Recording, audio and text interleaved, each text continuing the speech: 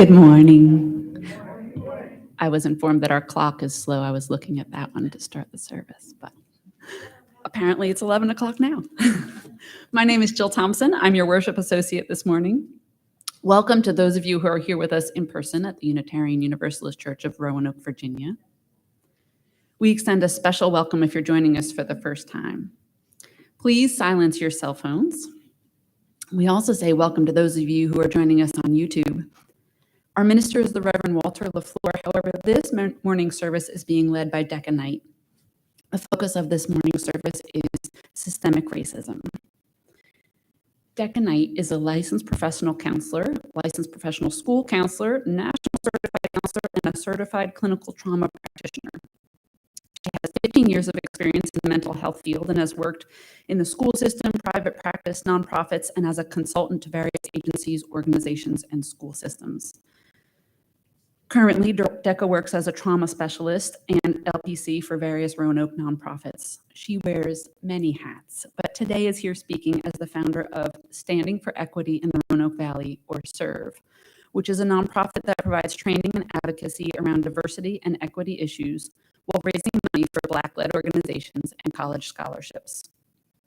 SERVE has been awarded the Virginia Education Association's Fitz-Turner Award for Intergroup Relations and the Enhancement of Respect for Human and Civil Rights. Decca has been awarded the Golden Halo Award by Children's Trust for preventing child abuse in the Roanoke community, as well as the Humanitarian and Caring Person Award for the Virginia Counselors Association. Decca is a wonderful human being, and I'm happy to have her here today.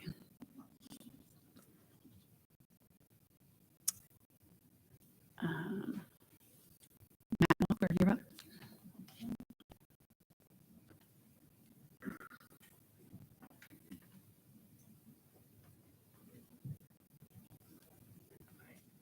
Good morning. I'm Matt Livingston. This is Walker Hartman. We've been the co-chairs for the Generosity campaign this year.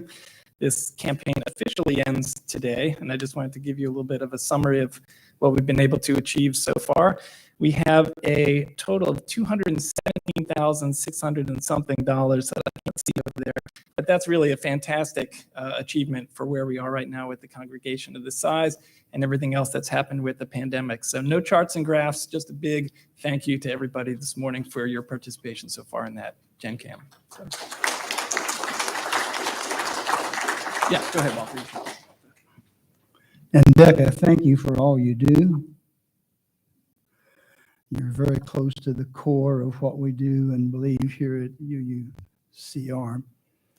In case any of you are hungry, we have hors d'oeuvres for you after the service. So we gratefully invite you all to come. We'll open up the doors and eat inside. I know the sun is out, but the ground is very damp and muddy still. So we chose to hold this event here in the fellowship hall. Again, Matt and I thank you for your loyalty and faithfulness to this church and everything it means to you. Thank you very much.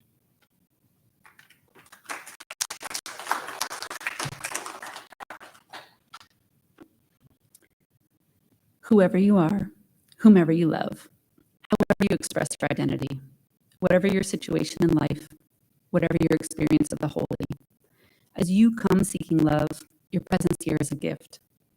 Whether you are filled with sadness, overflowing with joy, needing to be alone with yourself, or eager to engage with others, all who welcome all are welcome here. I'll now ring the bell 7 times for our 7 principles.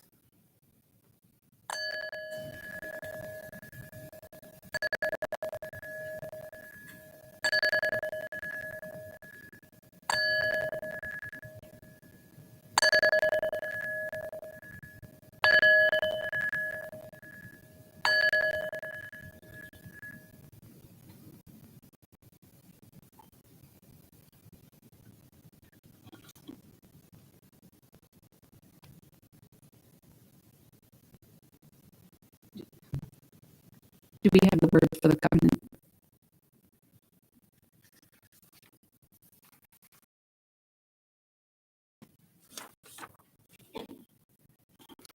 We commit to supporting each other with respect and direct communication as we work in community to explore spiritual growth and be a force for good in the world.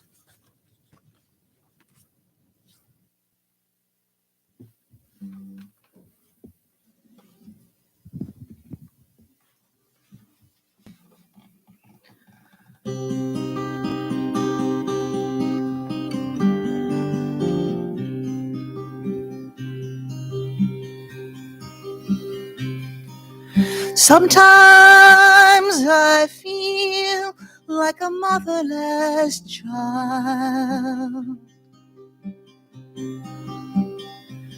Sometimes I feel like a motherless child. Sometimes I feel like a motherless child. A long way from home, a long way from home. Sometimes I feel like I'm almost gone.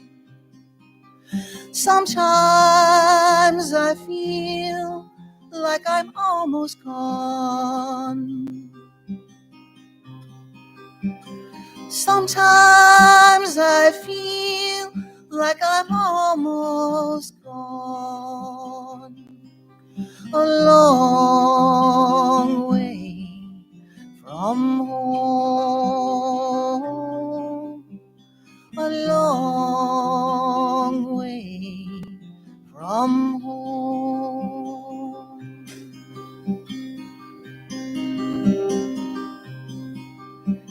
Sometimes I feel like a morning dove. Sometimes I feel like a morning dove. Sometimes I feel like a morning dove. A long way from home. A long way from home.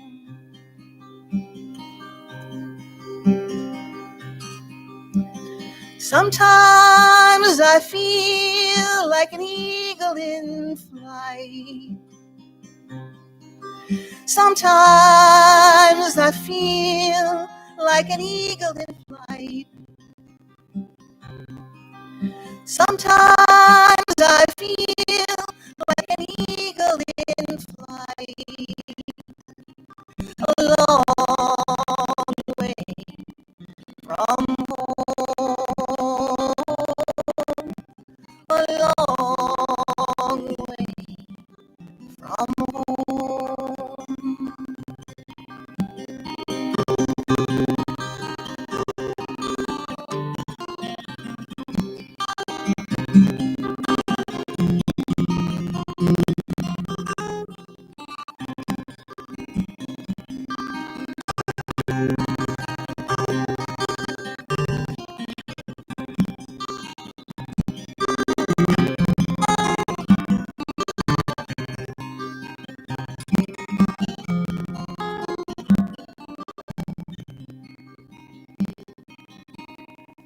Sometimes I feel like a motherless child. Sometimes I feel like a motherless child. Sometimes I feel like a motherless child. A long way from home.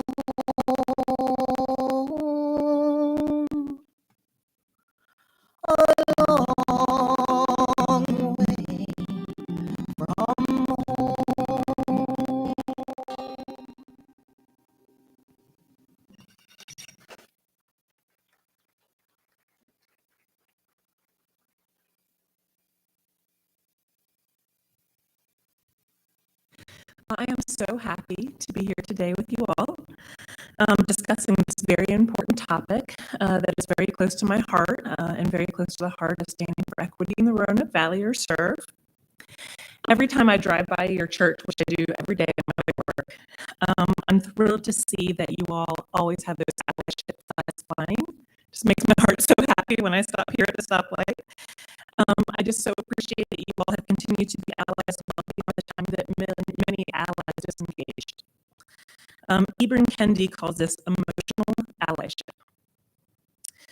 This is when things first happen and everyone is emotional and people engage, but they then fall off over time as life gets in the way.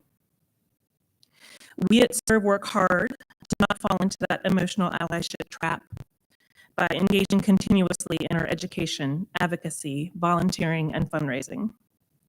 We have also moved beyond our allyship label and evolved into what we call conscious disruptors. In listening to a recent podcast with Timothy Coates, author of Between the World and Me, if you haven't read that, it's an amazing book. Strongly encourage you to read it. We learned that we really cannot say that we are allies. Our friends of color must give us that moniker. We must earn it. Our labeling ourselves as such again centers our whiteness. We can say that we are working to be allies, but are we really there yet? So SERVE strives to consciously evolve in our cultural humility. We are humble in what we don't know and what we don't understand. And we recognize that what we call our white blind spots, which I have many, are white blind spots at every opportunity. So thank you for being our partners in that journey. And I look forward to discussing things with you in just a few minutes. So thank you for having us here.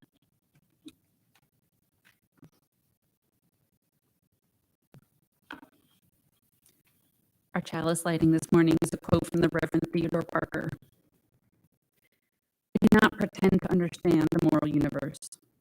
The arc is a long one, and my eye reaches but a little ways. I cannot calculate the curve and complete the figure by the experience of sight, but from what I see, I am sure it bends towards justice.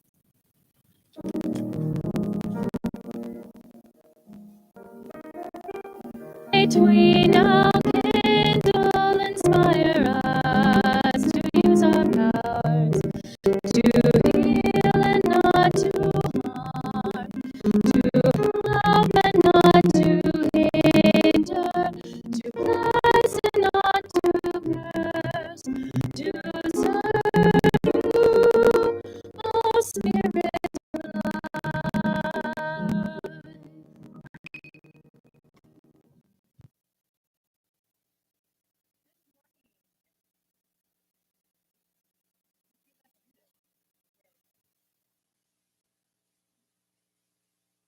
Oh, can I take it? Ha, ha, ha, ha. Good morning. I'm Jessie. I'm the Director of Lifespan Faith Development here at UCR, and I'd like to invite up all of our children and our children at heart. We have an activity this morning, and it's all in this basket. And we may engage some of the adults around here. All right, we're going to engage some adults. Come on, Jason. Oh, well. All right, Jason, you get first pick. Pick an egg. Don't open it yet. Any old egg.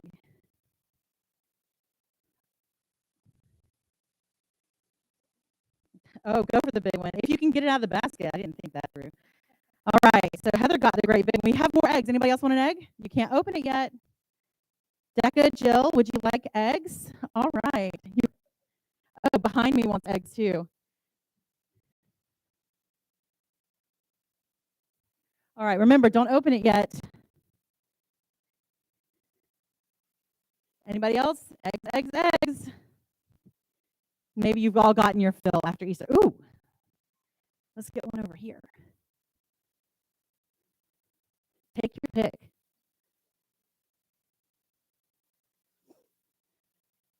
All right. Oh, go for it. Okay, so now I want to know what you think is inside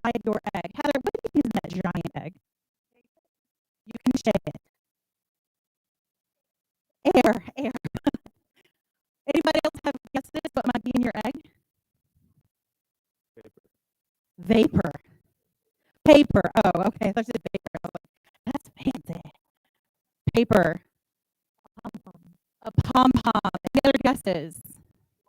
Money. Oh, if only, right? I will go ahead and dash that dream. So go ahead and open that egg. I heard a marshmallow. Go ahead and open your egg. Oh, I heard a little groan of disappointment. We have everybody hold up, what was in that egg? A yellow pom-pom. Did you all get the same thing? Did it matter what was on the outside of that egg? Why'd you pick the egg you picked? Because it was pink. Because it was pink. Why'd you pick that egg? Because it was big. Because it was big. If it was full of chocolate, that would have been great, right? Why'd you pick your egg? It was the first thing my hand touched. It was the first thing my hand touched. Anybody else? Why'd you pick your egg? That particular egg. It's yellow. It's got spirals on it. So these eggs are kind of like the people that we meet. It might be the first person we meet. We might go approach them because of we're familiar with something about them. Maybe we've seen them in a play. Maybe we've seen them play basketball. Maybe they're pink. Maybe they're wearing lots of pink. I think you would approach that person. Maybe something about them is our favorite. We love their hair. We love their shoes. They have on yellow. Maybe that's why we approach that person. But on the inside, we all have the same thing at our core. It might not be a yellow pom-pom, but that makes me pretty happy. Yellow pom-poms make me really happy. So that's why you all got a yellow pom-pom. It might not be a yellow pom-pom. Does it matter what the egg really looked like?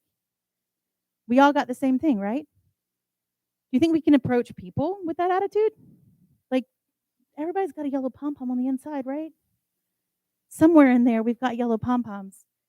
Doesn't matter if we're big, if we're pink, if we're covered in spirals. Let's use that attitude when we approach people. Can we do that?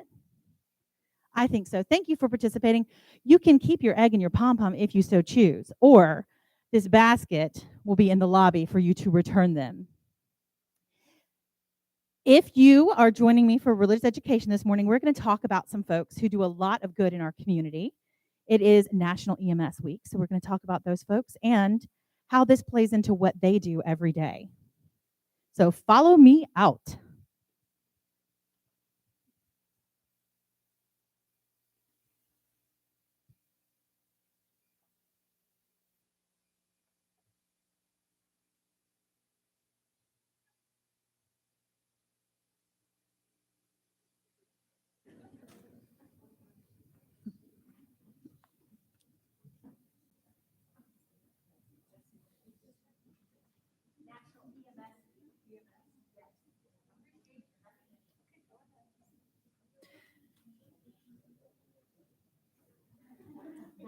Our reading this morning is from UU World by the Reverend Dr. Paul Razor, an article called Can Unitarian Universalism Change?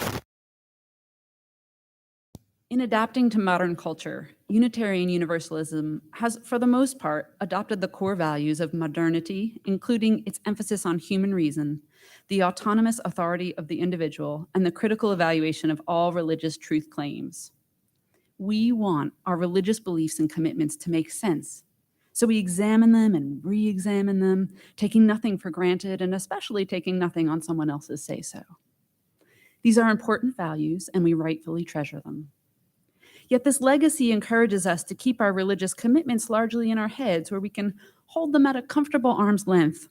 This gives us a sense of control. It allows us to feel spiritually safe.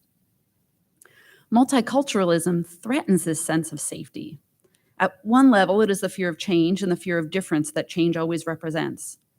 At a deeper level, it is a fear of losing control. I'm not talking here about political or social control. Indeed, the real fear is a loss of intellectual control. Our move toward becoming a multiracial and multicultural faith challenges our safe and tidy way of being religious. In this sense, multiculturalism might represent for some a threat not simply to our illusion of control, but to our very identity. But we cannot reason our way into multiculturalism.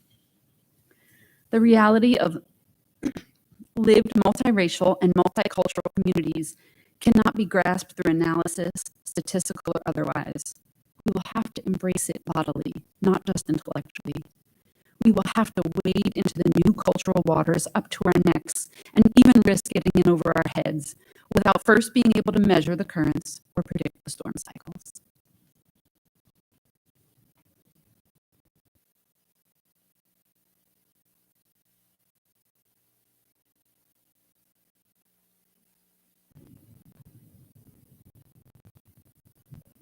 Thank you.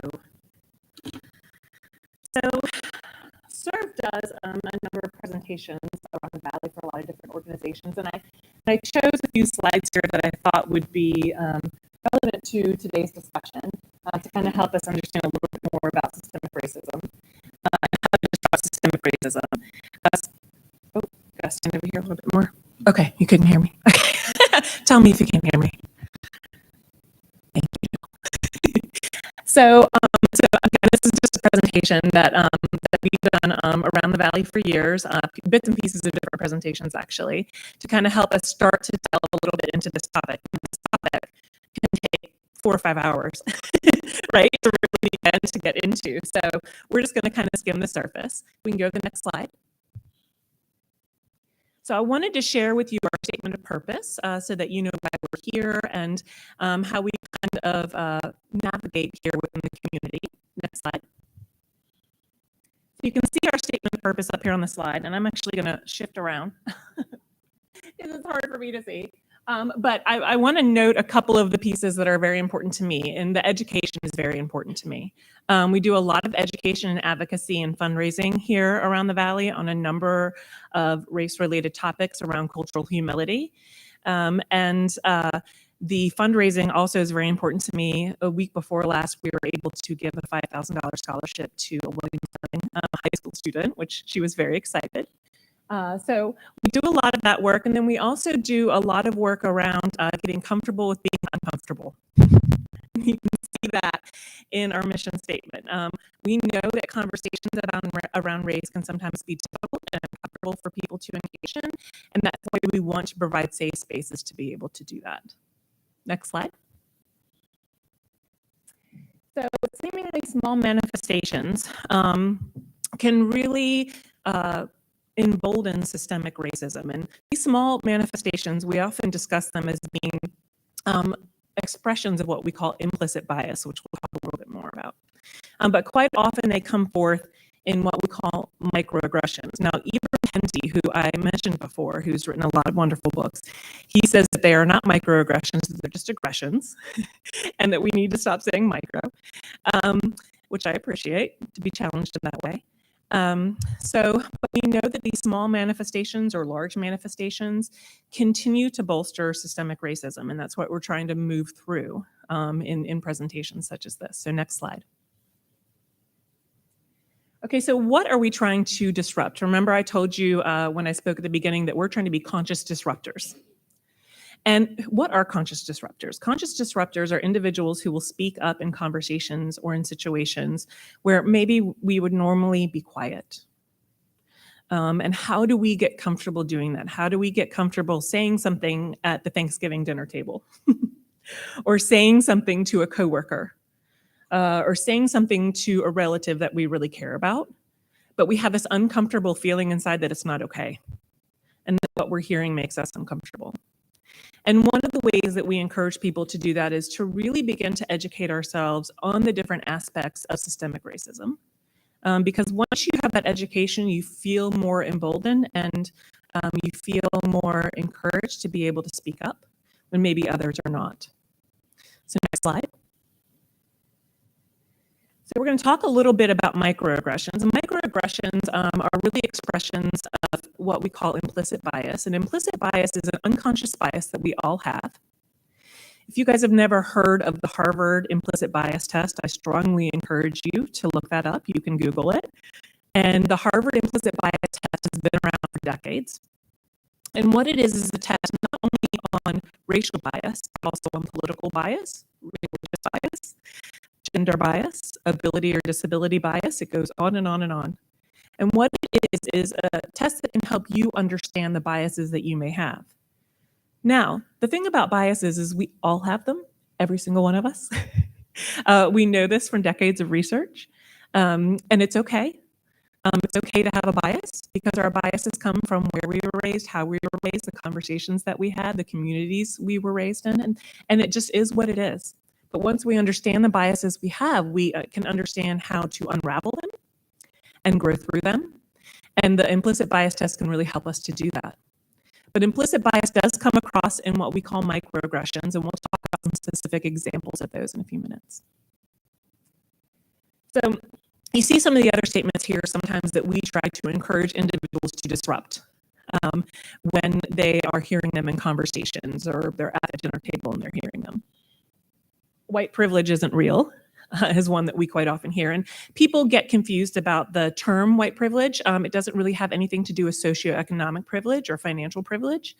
And if you've never read any of Peggy McIntosh's work, she is the individual who wrote the original essay on white privilege. She was a social worker. It's called The Invisible Knapsack. So it's the things that we carry around with us that either make it easier for us to navigate through the world or more difficult. And I, as Jill mentioned, I'm a counselor, and I have had many of my students of color tell me about many things that make it difficult for them to navigate through the world. One of them told me years ago, I can remember it like it was yesterday because it kind of slapped me across the face. He said, Miss Decca, he said, my mom taught me from the time I was born and, all throughout my childhood that we always had to have a receipt with us when we left, a store. That I had to keep it in my hand, that I couldn't put it in my pocket, that I couldn't throw it away, that I always had to have it with me. And for me, that was like a light bulb moment because I was thinking, I always tell them I don't need a receipt, or I throw it away, or I shove it in the bottom of my purse. And he said, my mom taught me that I had to do that so I wouldn't get accused of things. I wouldn't get accused of taking something. So that's just an example, of how these things kind of come up in just the day-to-day life that some of us can move through the world a little bit easier because of how we look.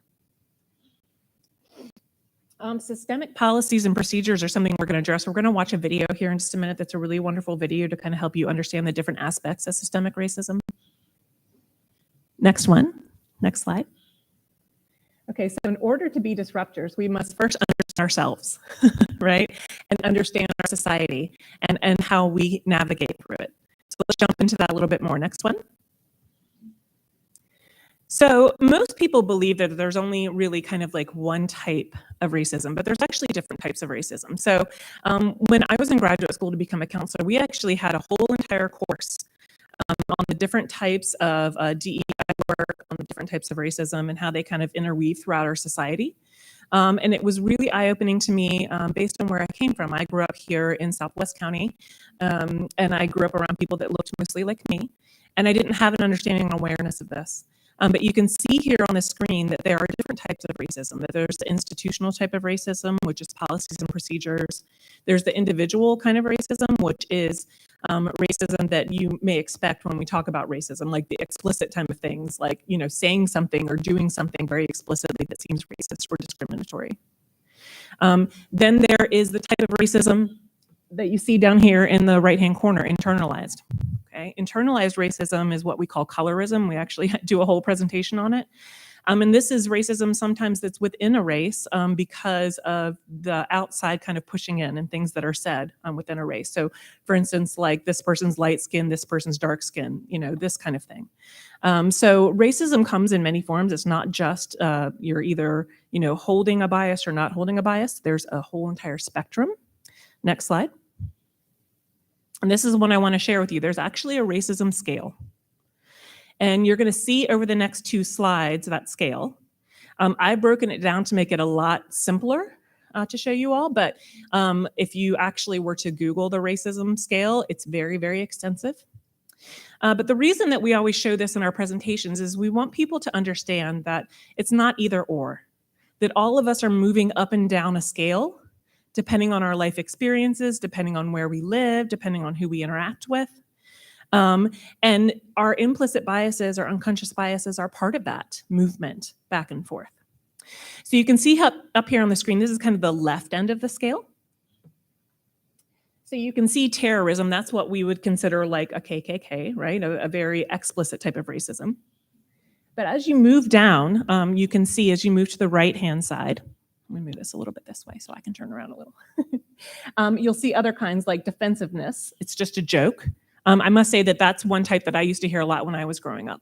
People would make jokes, and that's, they would be called out on it, and this is what they would say back. Denial, racism no longer exists. I don't know why we keep talking about this, DECA. I'm tired of talking about it. Next slide. White saviorism, there are plenty of successful people of color. Some people just need to work harder. Performance, allyship, I will help, but only if I lead. When we started SERVE, this was something that we ran into over and over and over again, is that we had people who really wanted to be allies, but they were going into spaces with people of color and taking over. And we had to have a lot of discussions and saying, like, we are not going to come in and lead everything. That's not what we're here for. Part of our mission statement that I didn't show actually says we always walk beside or behind our friends of color. We're not the experts, right? We are just here to educate and support and advocate. Then allyship is farther over here. Systemic racism is very real and needs to be ended. And then the abolitionist, right? We've all heard that term from when we, studied history, right? But how can we really support communities of color in a way that, again, doesn't put us in the forefront, but that we're supporting individuals in our community? Next slide. So this is the implicit bias test that I was talking about. And again, if you haven't ever taken it, I really encourage you to do so. We always tell people you never have to share your scores, just for your own information. And your unconscious bias or your implicit bias changes throughout your lifetime, right? Many people have taken it over and over again, and it changes based on your experiences. But what we know is that implicit bias is something that everybody holds. And it's not the same thing as stereotyping somebody or discrimination or even racism. It's just the way that our brain kind of operates based on our experiences. And I know this is kind of hard to see up here, but there are lots of different types of biases, as I said. So there's biases about ability or disability, gender, politics, religion. As I said, this website has all of them. And I think it's really important, if you're wanting to do more of this conscious disruptor kind of work, to explore in yourself, right, where you may be and how you want to grow. And so I encourage you to learn a little bit more about that implicit bias. Next slide. Okay, next one. There we go. So we're going to switch to a video. This is a wonderful video, and hopefully you guys will be able to hear it. I'm so appreciative of all the tech people back here that are helping me out today. So this is a wonderful video. This is on YouTube, and we have used this video for years to really do some education around systemic racism, because it's a very short video and it's got a lot of good stuff packed into it. And so it hits all the high points about what we need to do and what we need to recognize if we want to be some of those disruptors.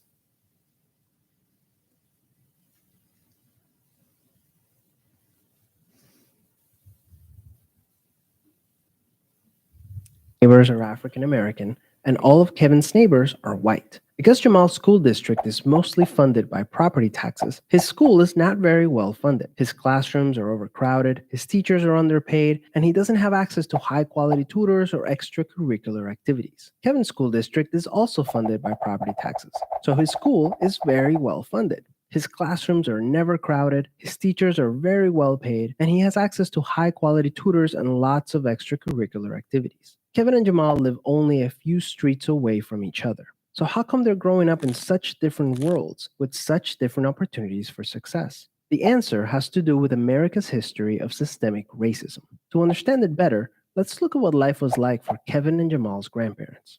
Decades after the Civil War, many government agencies started to draw maps dividing cities into sections that were either desirable or undesirable for investment. This practice was called redlining, and it usually blocked off entire Black neighborhoods from access to private and public investment. Banks and insurance companies used these maps for decades to deny Black people loans and other services based purely on race. Historically speaking, owning a home and getting a college education is the easiest way for an American family to build wealth. But when Jamal's grandparents wanted to buy a house, the banks refused because they lived in a neighborhood that was redlined. So Jamal's grandparents were not able to buy a home, and because colleges could prevent them from attending through legal segregation, their options for higher education were really scarce. Kevin's grandparents, on the other hand, got a low-interest loan to buy their first house and got accepted into a handful of top universities, which traditionally only accepted white students. This opened up a wealth of opportunities that they were able to pass on to their kids and grandkids. Even as late as the 1980s, an investigation into the Atlanta real estate market showed that banks were more willing to lend to low-income white families than to middle or upper-income African-American families. As a result, today, for every $100 of wealth held by a white family, Black families have $5.04. A 2017 study confirms that redlining is still affecting home values in major cities like Chicago today. This explains how Kevin and Jamal inherited vastly different circumstances. Unfortunately, the story doesn't end there. A big part of systemic racism is implicit bias. These are prejudices in society that people are not aware that they have. Let's go back to Kevin and Jamal. Against all odds, Jamal manages to be the only student from his high school to get accepted into a great university, the same one that Kevin and his high school friends are attending. But after Kevin and Jamal both graduate, Jamal notices that his resume isn't drawing as much interest as Kevin's, even though they graduated from the same program with the exact same GPA. Unfortunately for Jamal, studies show that resumes with white-sounding names get twice as many callbacks as identical resumes with black-sounding names. Implicit bias is one of the reasons why the Black unemployment rate is twice the rate of white unemployment, even among college graduates today. You can see evidence of systemic racism in every area of life. The disparities in family wealth, incarceration rates, political representation, and education are all examples of systemic racism. Unfortunately, the biggest challenge with systemic racism is that there's no single person or entity responsible for it, which makes it very hard to solve. So what can you do? The first thing you can do is work towards becoming more aware of your own implicit biases. What are some prejudices that you might hold that you're not aware of? Second, let's acknowledge that the consequences of slavery and Jim Crow laws are still affecting access to opportunity today. As a result, we should support systemic changes that create more equal opportunities for everyone. Increasing public school funding and making it independent from property taxes would be a great start so that poor and wealthy districts can receive equal access to resources. Systemic problems require systemic solutions. Luckily, we're all part of the system, which means that we all have a role to play in making it better. Peace.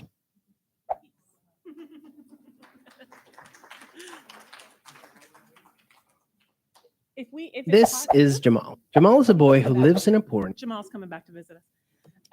So for those of you all who don't know, just to kind of wrap up this conversation, and as I said, this could be multiple hours, right? Oh, gotta move over here. I'm sorry. I have such a loud voice that I always think everybody can hear me. With this video, and then kind of just a follow up from that, there's actually a really interesting map that you can look at. It's redlining maps. If you just put that on the internet, and you will see the redlined areas here in Roanoke, as well as the redlined areas in every U.S. city. Roanoke in particular had a lot of redlining and urban renewal. And if you've never read the book Root Shock, I highly, highly encourage you to read it. It's a book about 3 American cities that had the worst waves of urban renewal, and Roanoke is one of them.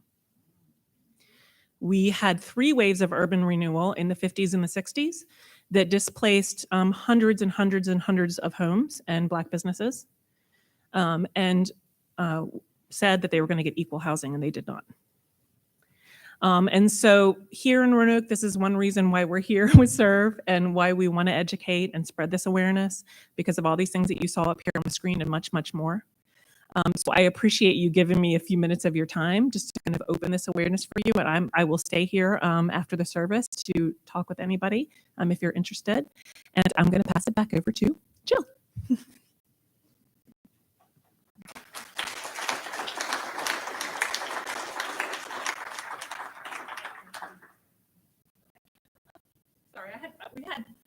I'm just, I don't know the schedule, so but I'm going to do a meditation that I had. So, Spirit of life, God of many names, one transforming in abundant love, in the effort to dismantle racism, I understand that I struggle not merely against flesh and blood, but also powers and principalities. Those institutions and systems that keep racism alive by perpetuating the lie that some members of our family are inferior and others superior. Create in me a new mind and heart that will enable me to see brothers and sisters in the faces of those divided by racial categories. Give me the grace and strength to rid myself of racial stereotypes that oppress some while providing entitlement to others. Help me to create a nation that embraces the hopes and fears of those marginalized and oppressed groups where we live, as well as those around the world. For this we pray.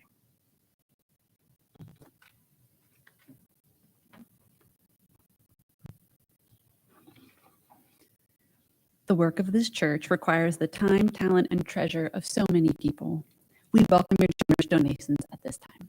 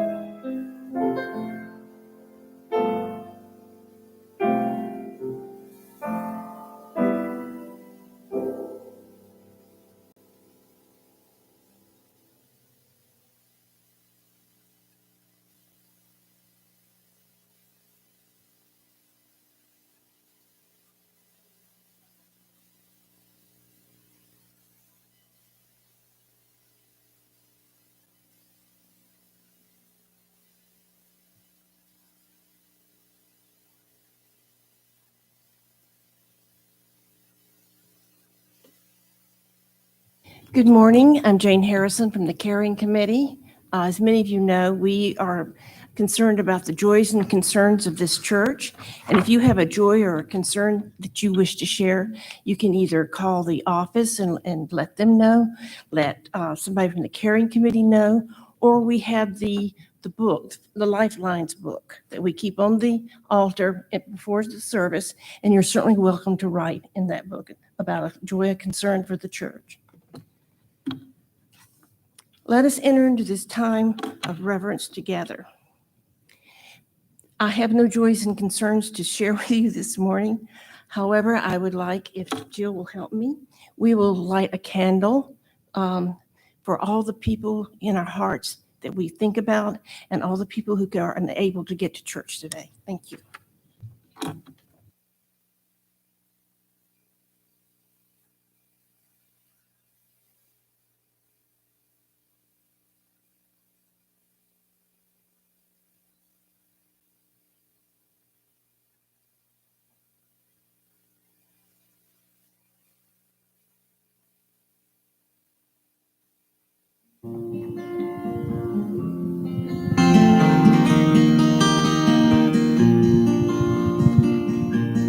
Comfort me, comfort me, comfort me, oh my soul. Comfort me, comfort me, comfort me, oh my soul.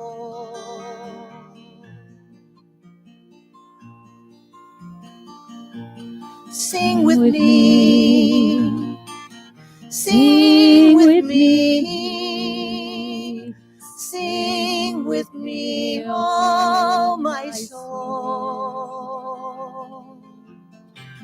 Sing with me, sing with me, sing with me, oh my soul.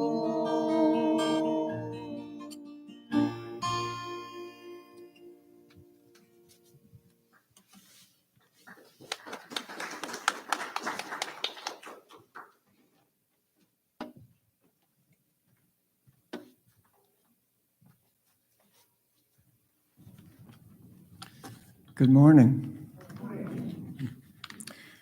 I'm Erica Joyner, your board president, and I have our monthly board report for you. That's BOARD.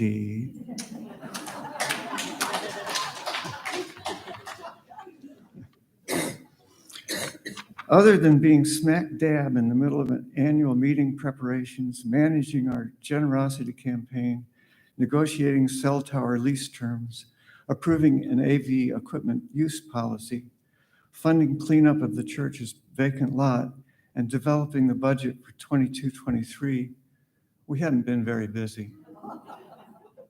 We actually sat around drinking mint juleps and playing Scrabble at our last board meeting.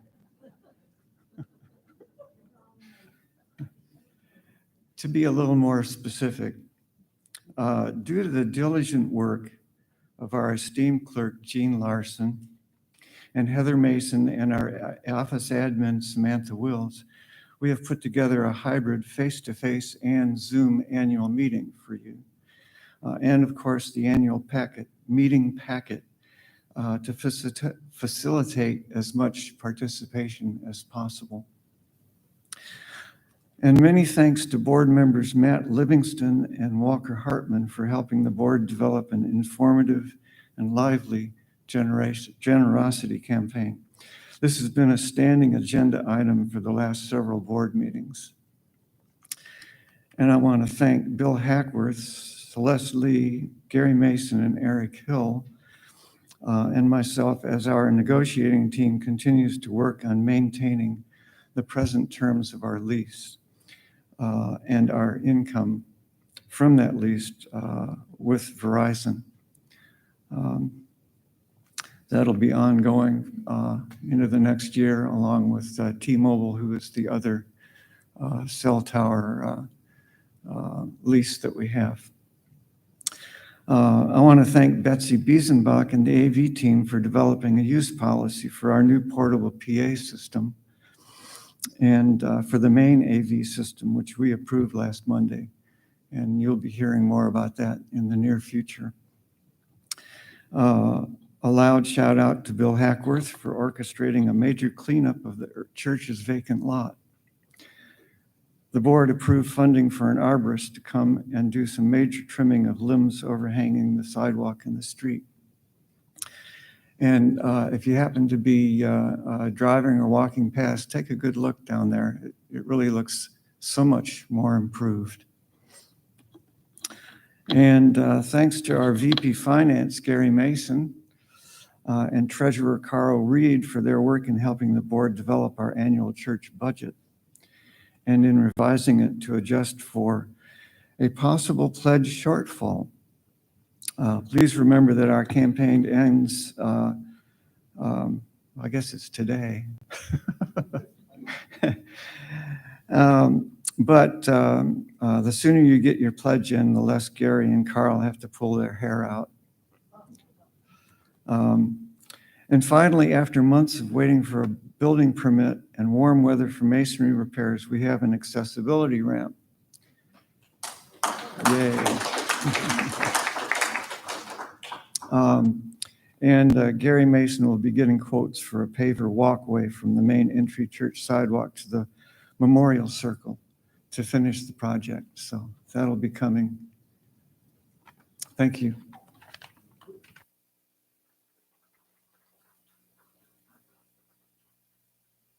Thank you, Erica. We have just a few short announcements. As Matt and Walker mentioned, we'll have some food to mark off the end of our generosity campaign, so please stay for that. Next Sunday, May 22nd, there will not be a service here. We will instead be gathering at the Wasena Park Pavilion for our annual picnic. There are picnic tables available, but you may want to bring camp chairs and bring a dish to share. Today at 12:15 in the Olin Room, the non-theist group will meet for a discussion titled Why War? Anyone interested may attend.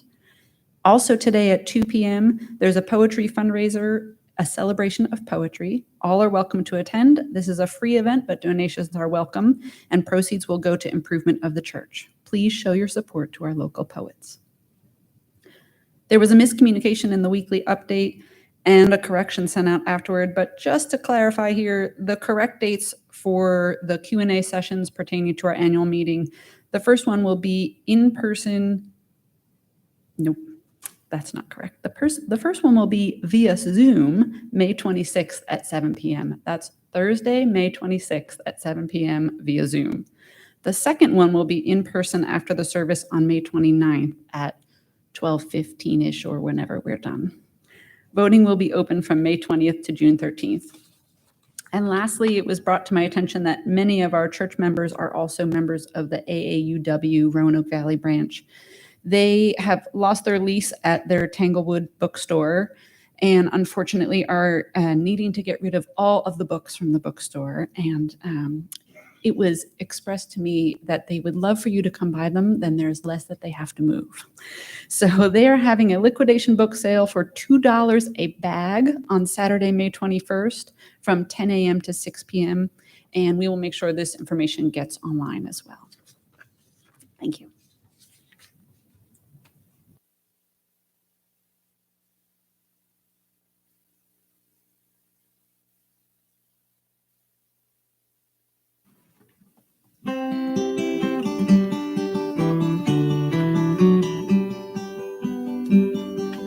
Touch the earth, reach the sky, walk on shores while spirits fly. Over the ocean, over the land, our faith a quest to understand.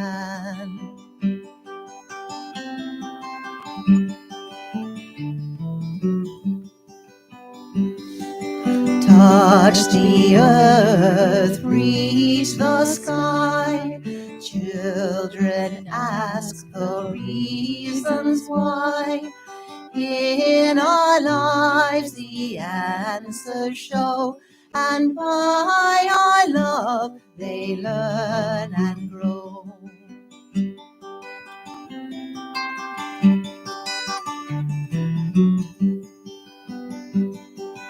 Touch the earth, reach the sky. All are born and all shall die. Life's the time left in between to follow a star, to build a dream.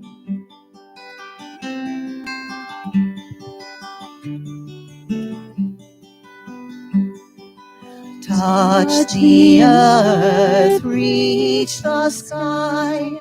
Hug the laughter, feel the cry.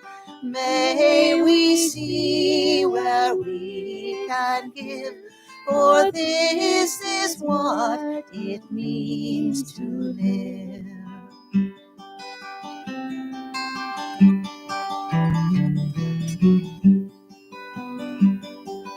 Touch the earth, reach the sky, soar with courage ever high. Spirits joining as we fly to touch the earth, to reach the sky.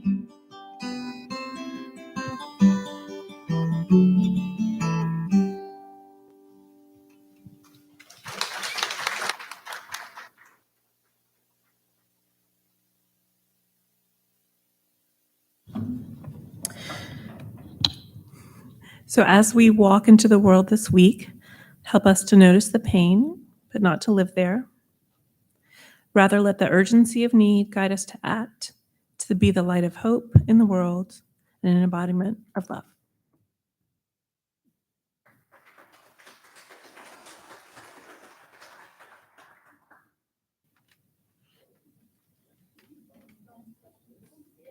Go now in peace.